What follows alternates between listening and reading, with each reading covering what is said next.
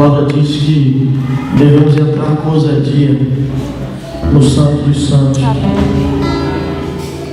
E a nossa grande ousadia é entrar ali, acreditando no sangue do Cordeiro, entrar nesse lugar onde seres angelicais se prostram em todo o tempo e declaram santo, santo, santo. Nesse lugar que é incompatível com a nosso estilo de vida, Senhor. É verdade. Lugar incompatível com a maldade do nosso coração, incompatível com o nosso pecado. Esse lugar totalmente incompatível, a gente pode entrar. E a gente ainda é mais ousado, Senhor, porque a gente entra lá e te chama de Pai. Te chama de Pai, porque a tua palavra diz que fomos feitos filhos de Deus. Aleluia. Fomos feitos amigos do Senhor, amados do Pai. Meu Pai, sustenta minha vida, escuta o meu clamor quando chamo seu nome, meu Pai.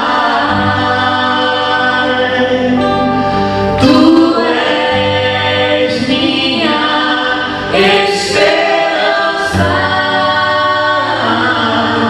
e quando vem a dor, tua graça me basta, meu Pai.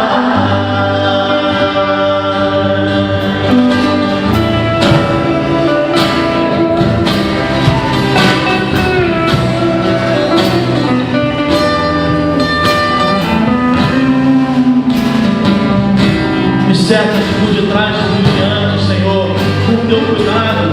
Me cercas por detrás e por diante, com tua proteção que é sempre igual. E o meu coração que é vacilante confia em ti. E ainda enobrece os meus dias, fazendo habitação em meu ser. A imensa solidão que outrora havia, não volto a ver. Me amas como ninguém mais, me abraças com o teu precioso amor. Tu enches de bondade a cada instante meu caminhar. Elimina minha alma do pecado com tua graça sobrenatural. Então meu coração regenerado adora-te. Diga minha vida inteira, tu tens sobre os teus olhos como as folhas que caem pelo seu andar. Faz minha história repleta de sentido. Tu és o meu amigo fiel, em quem posso confiar. Tu és meu Pai, sustenta minha vida, escuta o meu clamor quando chamo seu nome, meu Pai. Tu és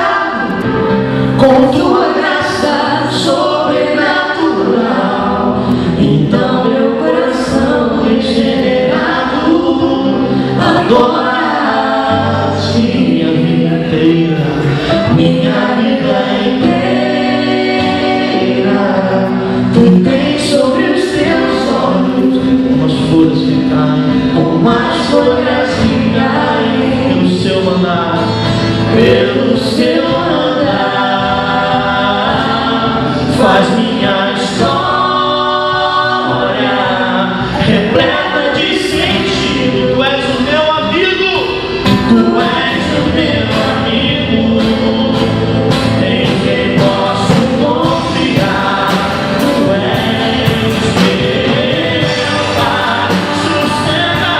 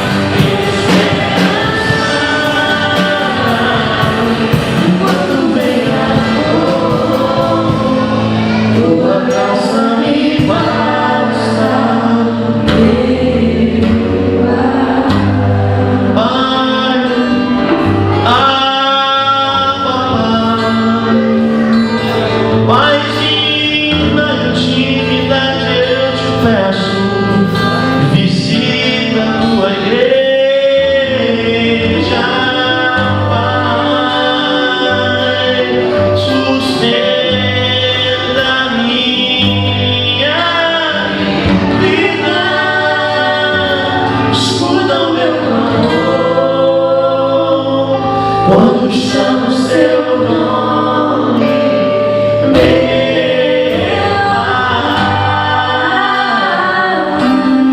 Tu és minha esperança, e quando vem amor, tua graça me basta,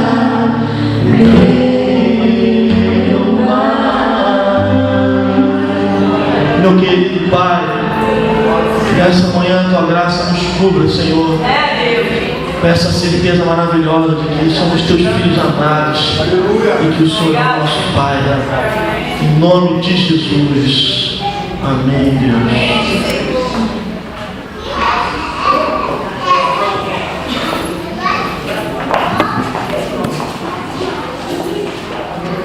Então as crianças podem acompanhar as tias. E hoje eu não vou falar sobre Pedro, Tiago e João no barquinho. São as crianças que vão fazer uma apresentação daqui a pouco. Você pode abrir a sua Bíblia comigo em primeira carta de Paulo aos Coríntios, capítulo 4. 1 aos Coríntios, capítulo 4.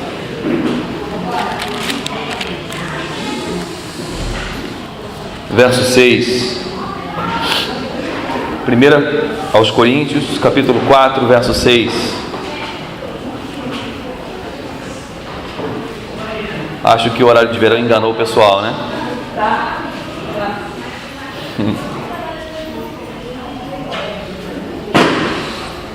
1 aos Coríntios, capítulo 4, verso 6.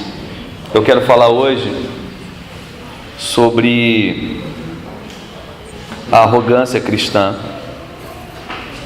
e o que Deus faz para destruir esse pecado nosso e esse traço que se manifesta próprio do cristão, né, e que se manifestou assim ao longo dos séculos.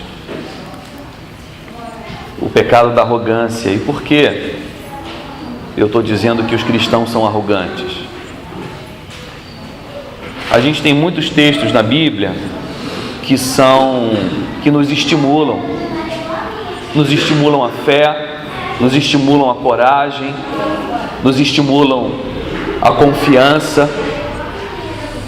E existe, portanto, uma linha muito tênue entre a fé que nos faz confiar tanto em Deus, a ponto de, como diz a Bíblia, a gente se sentir mais do que vencedor.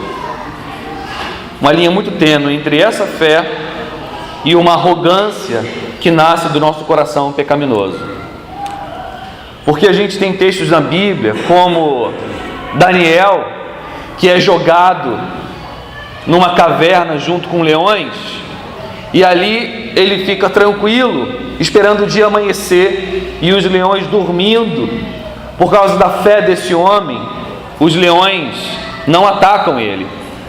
A gente tem textos na Bíblia que nos ensina que por meio da fé os homens circularam as muralhas de Jericó, e por meio da fé, gritando e tocando uma trombeta, a muralha caiu sem que eles tocassem na muralha.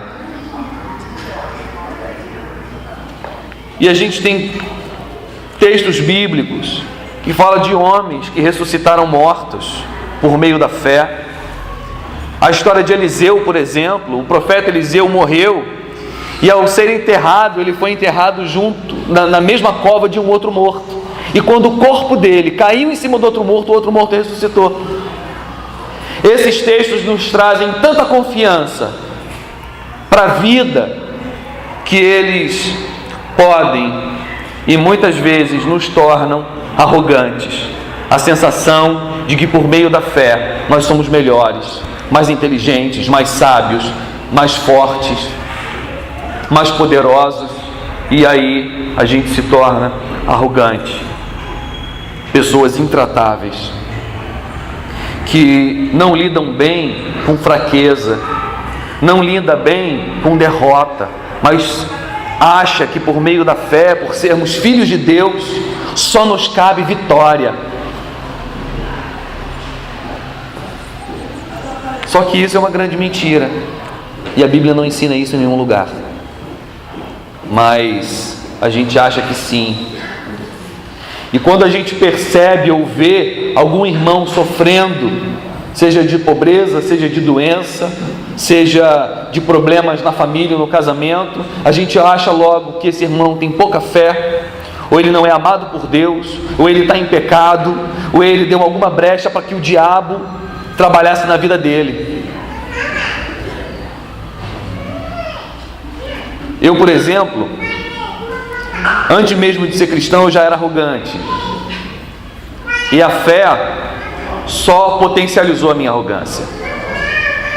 E eram coisas tão bobas. Por exemplo, eu nunca tive cárie na vida, e eu nunca fui ao dentista. Os meus dentes eram muito bons, muito fortes, sempre foram, ao longo desses 35 anos. E eu me sentia superior aos outros, porque meu dente era bom. E aí eu vi as pessoas dizerem que era horrível sentar na mesa do dentista e o barulho daquele motorzinho. E eu nunca passei por essa experiência. Até que há 4 semanas atrás eu cruzei o portão dessa igreja e senti uma dor que me fez chorar. E a última vez que eu chorei na vida de dor, eu acho que eu tinha 10 anos de idade. E aí eu fui tirar uma radiografia com a minha queridíssima Estela, que está chegando ali, que é dentista. E ela falou: "Ih, Michel, tem uma cárie enorme no seu dente." E aí fui eu para a mesa do dentista, aquele barulhinho, aquele motor. Ele abriu meu dente todo, quando eu vi já estava aberto, e fiz 2 canais, e ele colocou uma obturação. E aí eu pensei no íntimo do meu coração: eu sou um ser humano igual a todo mundo. Que decepção. Que besteira. É claro que eu sou um ser humano. É claro que o meu dente é do tipo que dá cárie. Então, meus irmãos, eu quero falar hoje um pouco sobre o valor das tragédias e o valor das derrotas da vida. Por isso eu quero ler esse texto com você, aonde o apóstolo Paulo repreende a arrogância da igreja de Corinto. 1 Coríntios capítulo 4, verso 6. Estas coisas, irmãos, apliquei-as figuradamente a mim mesmo e a Apolo. Apolo era o pastor da igreja de Corinto. Apliquei-as figuradamente a mim mesmo e a Apolo por vossa causa, para que por nosso exemplo vocês aprendam isso. Não ultrapassem o que está escrito, a fim de que ninguém se ensoberbeça a favor de um e em detrimento de outro. Pois quem é que te faz sobressair? E o que você tem que você não tenha recebido? E se você recebeu, por que se gloria como se não tivesse recebido? Já estás fartos? Já estás ricos? Chegastes a reinar sem nós? Sim, tomara reinasses, para que também nós reinássemos convosco. Porque a mim me parece que Deus nos pôs a nós, os apóstolos, em último lugar, como se fôssemos condenados à morte, porque nos tornamos espetáculo ao mundo, tanto a anjos como a homens. Nós somos loucos por causa de Cristo, vós sábios em Cristo. Nós fracos, vós fortes. Vós nobres e nós desprezíveis. Até a presente hora sofremos fome e sede e nudez, e somos esbofeteados e não temos morada certa, e nos afadigamos trabalhando com as nossas próprias mãos. Quando somos injuriados, bendizemos. Quando perseguidos, suportamos. Quando caluniados, procuramos conciliação. Até agora, temos chegado a ser considerados lixo do mundo, escória de todos. Vamos orar então, pedir para Deus falar com a gente a partir desse texto e dessa mensagem. Senhor Jesus, a minha oração é para que o Senhor fale com a igreja e para que o Senhor nos converta. Porque, Deus amado, conversão não é algo que aconteceu um dia, ela continua acontecendo. E há tantas áreas da nossa vida que precisa de transformação. Nosso coração, Senhor amado, é um mar de defeitos. E a minha oração é para que o Senhor conserte todos eles, se é que isso é possível aqui nessa vida. Em nome de Jesus, quebra toda a dureza do nosso coração e todo impedimento, Senhor amado, de atendermos positivamente a Tua palavra. Em nome de Jesus. Amém. Amém. Meus irmãos, esse texto aqui é estranho isso. A gente não espera isso da Bíblia e de um homem de Deus, mas ele foi escrito com um tom de cinismo. E ele é irônico, porque os coríntios, eles se achavam ricos em Cristo, sábios por causa da fé, superiores aos outros, fartos de conhecimento, de sabedoria, de dons de Deus. E o apóstolo Paulo está dizendo que a vida cristã não traz essas coisas naturalmente, pelo contrário.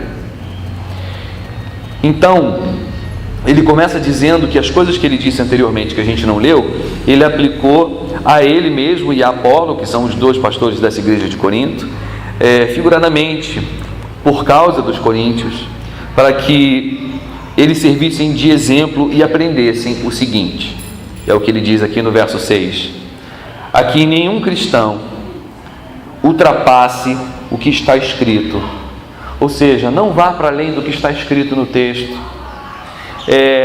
Não se sinta um cristão superior aos que estão na Bíblia, a fim de que ninguém se ensoberbeça a favor de um em detrimento de outro. Então ele diz que existe uma fé que vai para além das Escrituras, e ele diz que essa fé é uma fé adoecida, que gera soberba, que faz com que a gente se ensoberbeça a favor de um, às vezes de si mesmo, em detrimento de outras pessoas. E aí o texto no verso 7 é maravilhoso, ele diz: pois quem é que te faz sobressair? E aí aqui Paulo traz para mim e para você uma visão da soberania de Deus maravilhosa, onde ele pergunta: quem é que fez você sobressair aos outros? O que você tem que você não tenha recebido? Ou seja, o que você tem que você não tenha recebido de Deus? E se você recebeu e recebeu de Deus, por que você se vangloria e se comporta como se não tivesse recebido? Ou seja, como se aquilo fosse algo que você mesmo produziu. Do que ele está falando?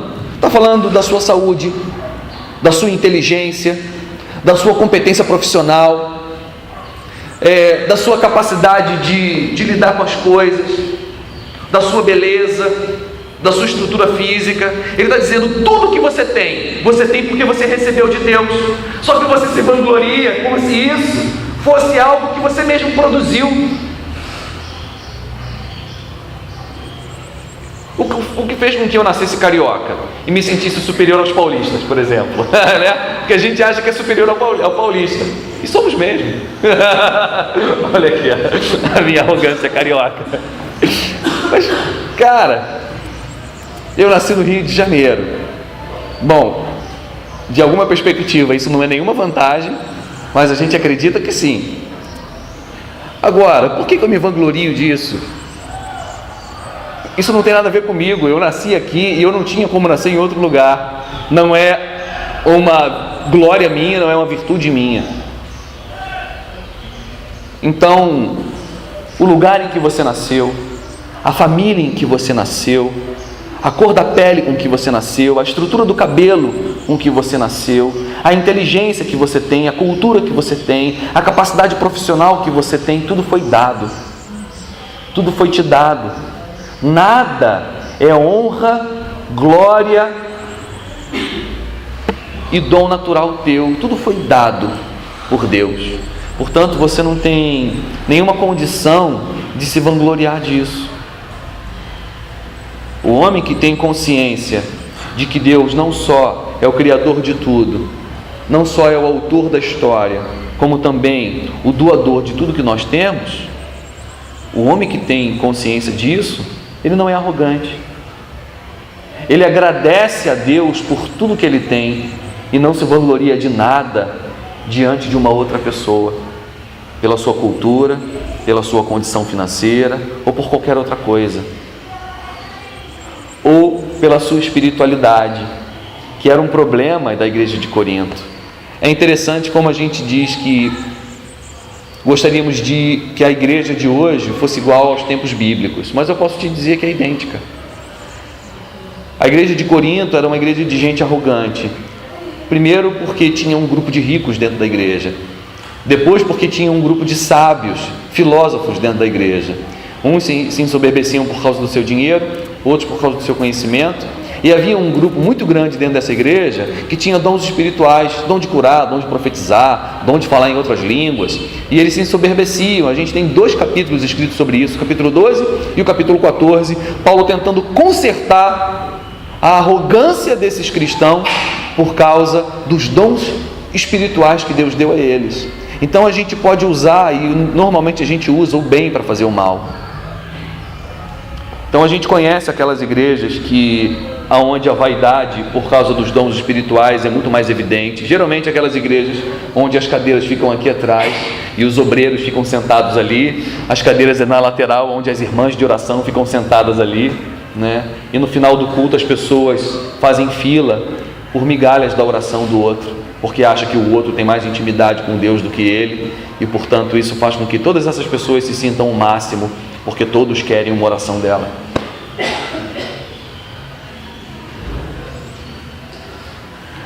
E aí aqui Paulo começa a debochar. Verso 8. Já estás fartos? Já estás ricos? Então vocês chegaram a reinar sem nós. Sim, tomara reinasseis, para que também nós viéssemos a reinar convosco. Porque a mim me parece que Deus nos pôs a nós, os apóstolos, em último lugar, como se fôssemos condenados à morte, porque nos tornamos espetáculo ao mundo. E a palavra espetáculo aqui, meus irmãos, não é de alguma coisa espetacular, grandiosa. Espetáculo aqui, ele está usando a palavra drama, no sentido de teatro. Só que ele está falando que a vida deles se tornou um show, porém um show dramático. Porque a mim me parece que Deus nos pôs a nós, os apóstolos, em último lugar, como se fôssemos condenados à morte, porque nos tornamos espetáculo ao mundo, tanto a anjos como a homens, em um espetáculo dramático. Ele diz: nós somos loucos por causa de Cristo. Ele não está falando aqui no sentido positivo, nós somos loucos por Cristo, não. Ele está dizendo: nós somos considerados por todo mundo retardados por causa da nossa fé em Cristo. Mas vocês, não, vocês são considerados sábios em Cristo. Aqui vem o cinismo de Paulo, ele está ridicularizando. Nós, os apóstolos, somos considerados fracos, mas vocês, não, vocês são considerados fortes. Vocês são nobres, se consideram nobres, e nós somos desprezíveis. Até a presente hora, nós, os apóstolos, sofremos fome e sede e nudez, e somos esbofeteados, e não temos morada certa, e nos afadigamos trabalhando com as nossas próprias mãos. Quando somos injuriados, bendizemos. Quando perseguidos, suportamos. Quando caluniados, procuramos conciliação. Até agora temos chegado a ser considerados lixo do mundo, escória de todos. Essa era a situação dos melhores cristãos da época. Eram malucos, eram ridículos, eles sofriam fome, eles sofriam sede, eles eram tão pobres que não tinham o que vestir. Ele diz que sofria nudez. Ele era esbofeteado, ao invés de ser honrado pelos homens, ele era ridicularizado, esbofeteado, vivia debaixo de grande humilhação e não tinha morada certa, não tinha uma casa própria, não tinha onde morar. Ele se afadigava com o trabalho, com as suas próprias mãos. Quando eles eram injuriados, eles bendiziam, ao invés de lutar pela dignidade e pelos brilhos do apóstolo. Não, ele era ridicularizado e ele bendizia, abençoava aquele que o ridicularizava. Quando ele era caluniado, ele procurava conciliação. Ele não saía em defesa da sua honra e da sua dignidade de apóstolo da igreja de Cristo. Não. Alguém ridicularizava ele, ele procurava conciliar. Poxa, meu irmão, desculpa, mas olha, não vamos brigar não. Até agora temos chegado a ser considerados lixo do mundo e escória de todos. Então, meus irmãos, a gente vive um período da história aqui no Brasil e no Rio de Janeiro da fé cristã, onde uma das características da espiritualidade da igreja evangélica é a confissão positiva. A confissão positiva é uma característica da espiritualidade da igreja evangélica. O que significa isso? Os cristãos dizem o seguinte: olha, o cristão, ele não ficará doente, ele não terá problemas no casamento, na vida, não terá problemas financeiros. Se você tiver algum desses problemas, você amarra, você repreende, você não aceita, diz que está curado, diz que profetiza sobre a tua vida prosperidade, e você vai ser rico, saudável, ter uma boa família, e vai ser próspero, e tudo te vai bem, se você é vitorioso em nome de Jesus. Isso se chama confissão positiva. A verdade é que a gente se tornou um povo neurótico, que tem medo de problemas, que não sabe lidar com doença, não sabe lidar com falta de dinheiro, não sabe lidar com crise de família, não sabe lidar com um filho viciado em drogas, não sabe lidar com um casamento onde o marido não ama mais a esposa. A gente não sabe lidar com problemas, porque a gente acreditou que o cristão era vitorioso, ou que tem que ser vitorioso em todas as áreas da vida, e é só você ter fé que todos os problemas da vida caem por terra. E aí, se você tem problemas na vida, você é endemoniado, você não tem fé, você está em pecado, Deus não te ama, você vai para o inferno. Hoje em dia tem muitos apóstolos. No Brasil, pelo menos famoso, deve ter uns 5, mas não famosos tem um monte. E a característica desses apóstolos é que eles são os senhores do Brasil. Tem um apóstolo, até o René Terranova, e eu estou falando isso porque está na internet, está na televisão, você vê isso. O René Terranova, ele se autodenominou pai apóstolo. Ele é o apóstolo dos apóstolos. E aí o cara tem um avião particular de 30 milhões, né? Ele tem um casarão em Boca Raton, que é uma das 10 cidades, dos 10 bairros mais caros do mundo. Daí por diante, porque afinal de contas ele é apóstolo, ele é o cara. Só que Paulo diz que a marca do apostolado não é esse. As características de um homem de Deus são semelhança com Cristo, nas aflições, nas tribulações, nas privações. E não dá para você ser um grande cristão, e um grande cristão que eu estou dizendo é aquele que se parece muito com Jesus e não ser crucificado por esse mundo também. Não se enganem. Esse mundo crucificou Cristo. Se você for muito parecido com Ele, não vai ser muito diferente.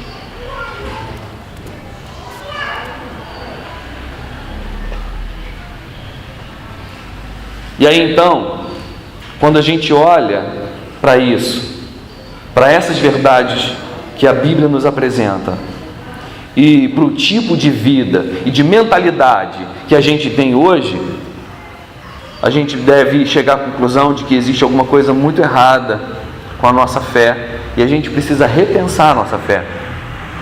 É verdade que eu acredito, meus irmãos, que Deus pode, por meio de mim e de você, por meio da fé, curar a doença. Eu acredito de verdade nisso. Eu tenho experiências de cura na minha vida. Deus já me curou, já me usou para curar algumas pessoas. Já contei aqui da história da minha irmã, que estava com um tumor no seio, e numa noite eu me ajoelhei e comecei a orar na minha casa, e eu tive tanta convicção de que Deus ouviu a minha oração, só que estava tarde demais para eu ligar para ela. No dia seguinte, quando eu acordei, a primeira coisa que eu fiz foi ligar para ela e falei: Carol, e aí, como é que está o teu peito? Ela falou: Mi, hoje de manhã eu apertei e sumiu. O problema é que 1 ano depois ela teve outros caroços e teve que fazer 2 mastectomias. Arrancou as 2 mamas. Deus me ouviu uma vez, na outra não. Não tem nada de errado com a minha fé, nem com a fidelidade de Deus, e nem com a minha irmã.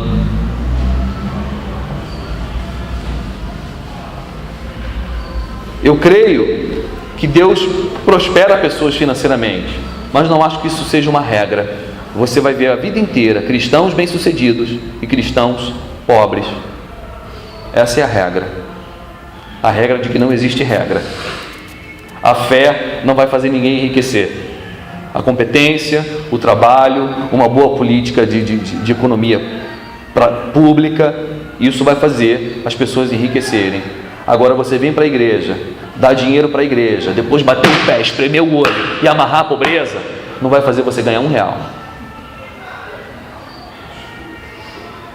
Então eu quero contar para vocês 3 experiências de derrotas minhas, que me fizeram ser um ser humano melhor e um cristão melhor. A primeira delas é que eu sempre me achei um homem de fé acima do comum. E aqui eu já estou confessando os meus pecados. Eu sempre me achei um cristão que tinha algo a mais. Eu me converti lendo a Bíblia, ninguém me evangelizou. Eu era apaixonado por Bob Marley, e ele falava do leão da tribo de Judá, e que Haile Selassie era a reencarnação de Cristo. Como na época não havia internet, e eu não tinha nenhuma informação sobre Haile Selassie, eu fui ler a Bíblia para saber se tinha alguma coerência. E eu comecei a ler o Evangelho de Mateus, e quando eu me dei conta, não era mais a mesma pessoa. Em 1 ano eu li a Bíblia toda, mas eu detestava a igreja. Até que eu visitei a igreja da Barra, gostei, fiquei, me batizei e me reconciliei com a igreja. E eu cheguei numa igreja onde eu tinha acabado de me batizar, mas eu conhecia mais a Bíblia do que a maioria, porque eu tinha lido ela toda, eu era apaixonado pela Bíblia. E eu percebi que eu era um garoto carismático, que conhecia a Bíblia, que gostava de Deus, que gostava de oração, que tinha uma vida moralmente correta. Isso me fez sobressair aos meus irmãos. Eu virei líder na mocidade, depois eu entrei para o seminário, eu me tornei pastor. E todos os irmãos que oravam por mim diziam: Deus tem uma grande obra na tua vida, Deus vai fazer grandes coisas, eu vejo você pregando para multidões. Eu achei que eu era o cara que ia transformar o Brasil em nome de Jesus. E aí o pastor Antônio chegou para mim e falou assim: Michel, tem um pastor que está fechando uma igreja que ele não conseguiu pastorear, você quer assumir? Eu falei: quero. Faltava 1 ano para terminar o seminário, eu era seminarista ainda, devia ter uns 25 anos de idade, 26, sei lá. Falei: quero. E aí eu fui pastorear a igreja, dei cabeçada por 3 anos e meio e joguei a toalha, a igreja fechou. E aí eu não tinha o que fazer da vida, me acolheram numa outra igreja, na igreja da Barra. Eu trabalhei por mais uns 2 anos, ou 3, e a igreja fechou. Então minhas primeiras experiências com o ministério pastoral foi de fechar 2 igrejas. E isso me colocou no meu lugar. Onde Deus estava dizendo: Michel, você não é o cara. Você não é o pregador de multidões. Você não é superior a ninguém. Veja como seus amigos têm uma vida melhor que a tua. Veja como o sucesso, e aqui já tem um conceito de sucesso que pode ser relativo, dos seus amigos, está melhor do que o teu. A minha autoestima ficou tão destruída que Deus teve que me reerguer e dizer: cara, eu te amo, eu te chamei para isso. Continua, porque é isso que eu quero. Porque eu pensei em procurar um outro emprego. Eu falei, vou fazer outra coisa na vida, né? Sei lá, eu acho que eu vou ser pai de santo, né? Porque pelo menos eu fecho os terreiros de macumba, né? Então, pô, meu negócio é fechar a igreja, eu vou fechar terreiro de macumba, então. Enfim, essa foi a minha primeira derrota, que me ensinou que eu não ia ser uma celebridade do mundo gospel. E foi ótimo, porque hoje eu entendo que eu preciso pastorear pessoas, que não é importante quantas pessoas têm sentadas te ouvindo, mas o quanto você consegue mudar a vida, fazer pessoas serem mais felizes, viverem melhor, ter uma vida mais tranquila, ter mais intimidade com Deus, daí por diante. A segunda derrota é que eu, um pastor de igreja, líder espiritual, de certa forma, alguém que inspira outras vidas e que deveria ser exemplo, tinha um casamento péssimo, tive um casamento contraditório, e no final das contas a minha esposa me traiu, e eu saí desse casamento, fui tirado da igreja. De certa forma, os pastores que trabalhavam comigo não sabiam lidar com isso, apesar de a culpa do divórcio não ter sido minha. Eu não fui muito bem tratado, e eu acho que os meus amigos erraram comigo, foram duros demais, e me tiraram do ministério pastoral. E eu nunca senti tanta vergonha na minha vida,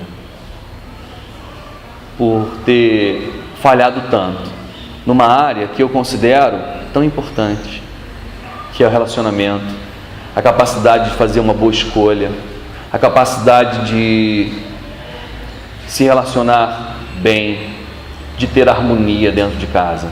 Isso para mim era muito importante, e ainda é. Eu me senti muito tolo, eu me senti ridículo. Eu falei, meu Deus, eu não sei nem escolher uma mulher boa para mim.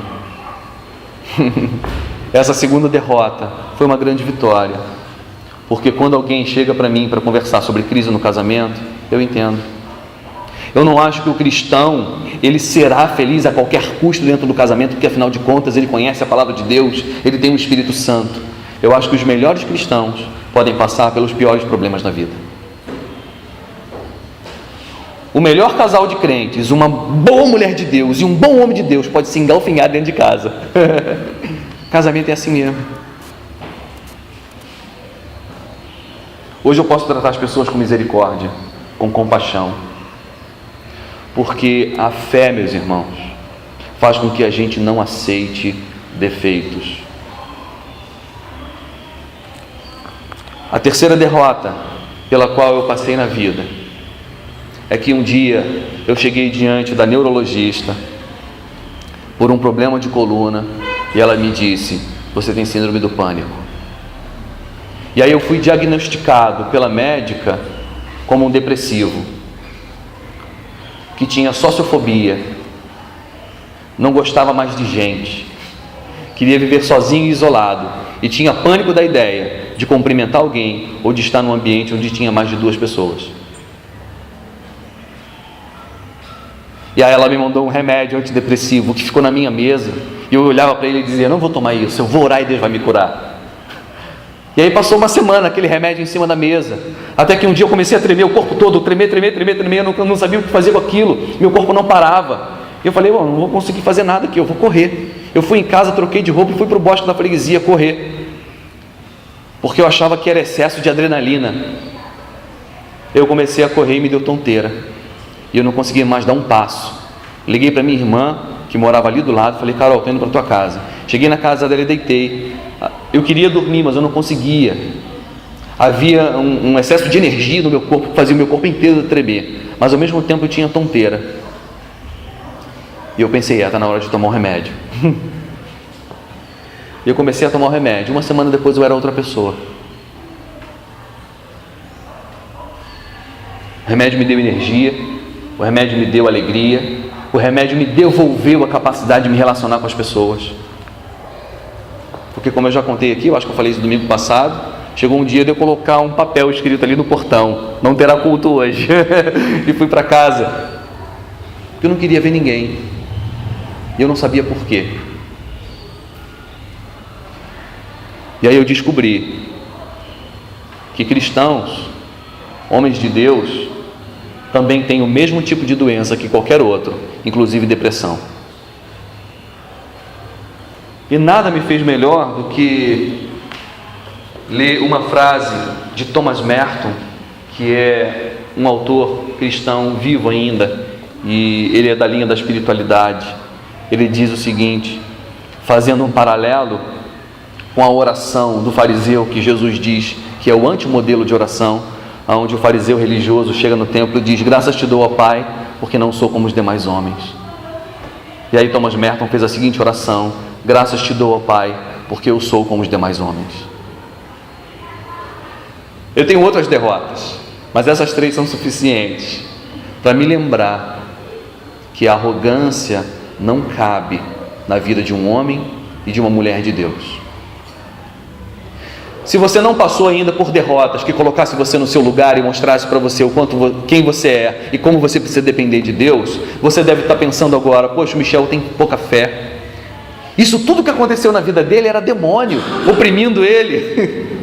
E aí eu digo que você vai ter que passar por algumas derrotas para você mudar o seu pensamento.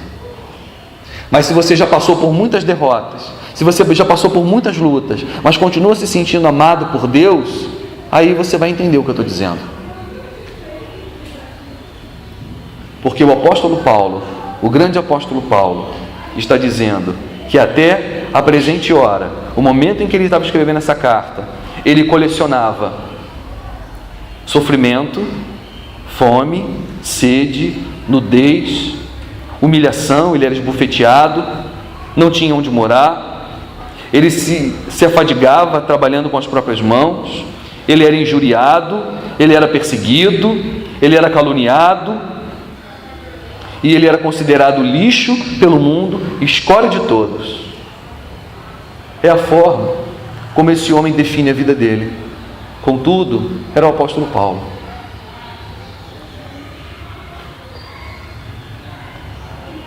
Então, meus irmãos, o que faz de nós pessoas especiais? O que define um cristão, se não é a vitória em todas as coisas em nome de Jesus? O que define o cristão é o amor que o Pai tem por nós. É o fato de que o Filho de Deus, o único Filho de Deus, sangrou por mim na cruz. E Ele diz: eu te amo.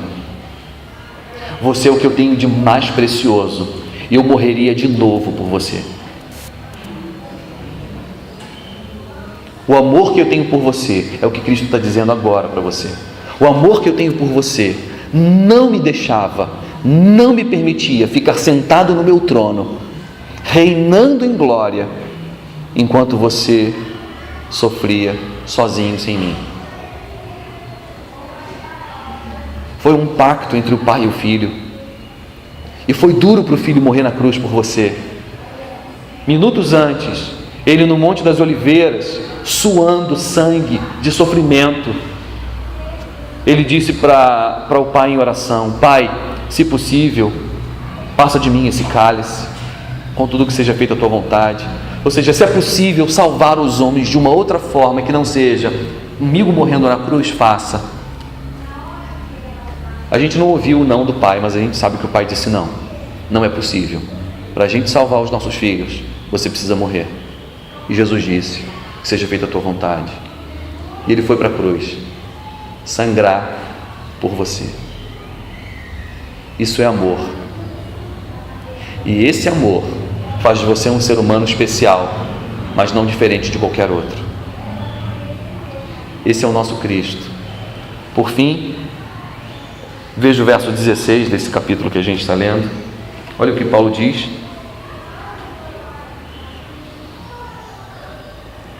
admoesto-vos, portanto, a que sejais meus imitadores. O que ele está dizendo: não quero que vocês se sintam fartos, ricos, como quem reina. Quero que vocês se pareçam comigo. Quero que a vida cristã de vocês seja parecida com a minha. ainda que a vida dele, a qual ele diz que quer que os cristãos imitem, é essa vida de aflição, de privação, de sofrimento. Não há nenhuma glória, nenhuma honra no sofrimento. Há pessoas que vão ter uma vida tranquila, e você não deve buscar sofrimento, pobreza, nudez, humilhação, como se isso fosse características de uma boa espiritualidade. Não. Procure uma vida boa. Pessoas que procuram problema na vida são pessoas com a alma doente, uma patologia na alma. O certo é a gente buscar coisas boas na vida. Mas quando você passar por momentos difíceis, saiba que Deus te ama tanto quanto no período em que você passou por momentos bons. Abram mão da arrogância, de se sentirem superiores aos outros por aquilo que você tem ou por aquilo que você deixa de ter. Agradeça a Deus por tudo que Ele te deu, por tudo que Ele te fez. Seja manso e humilde, que é assim que a palavra de Deus diz para a gente viver. Amém? Vamos ficar de pé então, vamos orar?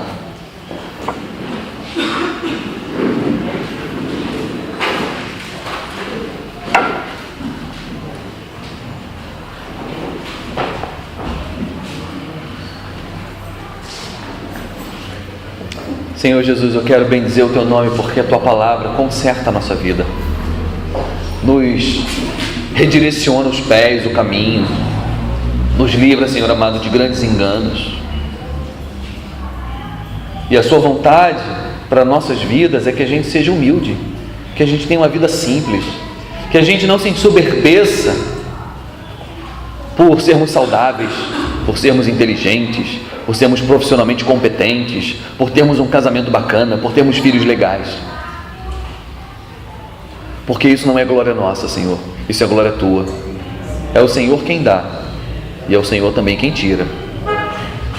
Então, Senhor amado, tem misericórdia de nós se nós formos arrogantes. Agora, Senhor, nos ensina a lidar com as derrotas da vida, que as derrotas da vida nos ensinem a ser pessoas melhores. Do contrário, Senhor, o que as derrotas da vida podem fazer é diminuir a nossa fé. O que as derrotas da vida podem fazer é nos tornar pessoas mais amargas, mais rancorosas, pessoas com autoestima depreciada, que acha que é menos amado, menos favorecido do que aquele que tem uma vida melhor. E tudo isso é mentira, Senhor. Nos ensina, com as derrotas da vida, a sermos pessoas melhores. E quando aprendermos, Senhor, nos devolve o que tínhamos de bom. Não permita, Senhor amado, que as tragédias e as derrotas da vida tragam também derrotas para a alma, porque a Tua palavra diz que o Senhor transforma o mal em bem, e que todas as coisas cooperam para o bem daqueles que amam a Deus e daqueles que são chamados segundo o Teu propósito.